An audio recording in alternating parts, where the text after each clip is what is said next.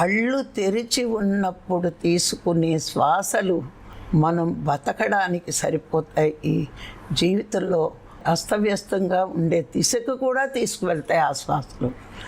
కానీ ధ్యానంలో మన శ్వాసలు, ప్రతి శ్వాస పవిత్రమైందే. ఇక్కడ గమనించండి, నువ్వు ధ్యానం చేస్తూ తీసుకునే ప్రతి శ్వాస నీకు పవిత్రమైనది. ఎందుకు మహాత్ములు మనకు చెప్తారు అంటే, కోపం వచ్చినప్పుడు మన శ్వాస ఒకలా ఉంటుంది, విశ్రాంతి తీసుకున్నప్పుడు ఒక రకంగా ఉంటుంది, పని చేసినప్పుడు మన శ్వాస ఒకలా ఉంటుంది. ఆ శ్వాసలు ఏమి ఊరికే బతకడానికే. కానీ నువ్వు ధ్యానంలో తీసుకునే ప్రతి శ్వాస నీకు పవిత్రమైనగా, ఉపయోగపడంగా ఉంటూ ఉంటుంది. ఎందుకంటే పని చేసినప్పుడు కుడి ముక్కు ద్వారా తీసుకుంటావు, విశ్రాంతిగా ఉన్నప్పుడు ఎడవ ముక్కు ద్వారా తీసుకుంటావు, ఒక శ్వాసే తీసుకుంటావు.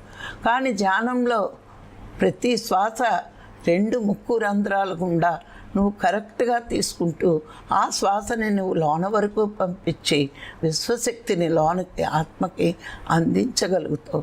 అందుకే పత్రిగారు మనకి శ్వాస మీద ధ్యాస పెట్టండి, కళ్ళు ముయ్యండి, శ్వాస మీద ధ్యాస పెట్టండి అని చెప్పడానికి కారణం, ఆ శ్వాస మీద ధ్యాస పెట్టడం ఎంత గొప్పదో అన్నది పత్రిగారికి చాలా బాగా తెలుసు.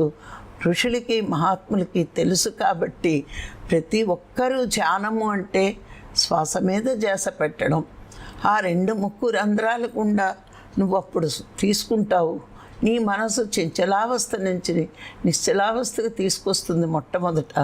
ఇంకా ఇంకా ధ్యానం చేయగా ఈ విశ్వశక్తి నీ ఆత్మకి అందించడానికి ప్రయత్నిస్తుంది. అందుకే నువ్వు ధ్యానంలో ఎంతసేపు కూర్చుంటావో నీ ప్రతి శ్వాస కూడా నీకు ఉపయోగకరంగా ఉపయోగపడుతుంది. ఈ సత్యం, ఈ రహస్యం సద్గురువులు మాత్రమే చెప్పగలరు. సత్యాన్ని తెలుసుకున్న వాళ్ళకి మాత్రమే శ్వాస విలువ తెలుసు. మిగతా వాళ్ళకి శ్వాస విలువ తెలియదు. ఏదో బతకడానికి గాలి పీల్చాలి కాబట్టి పీలుస్తున్నాం అనుకుంటున్నారు.